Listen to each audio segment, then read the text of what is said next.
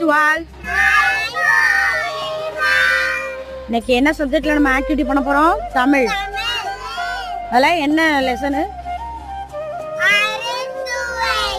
இந்த பாடம் பார்க்க போறோம். ரெடியா? ஓகே.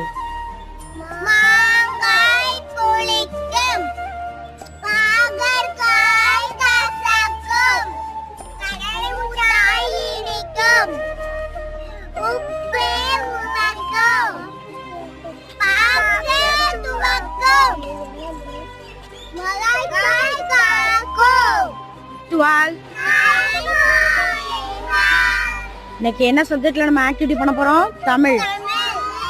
அதெல்லாம் என்ன லெசனு?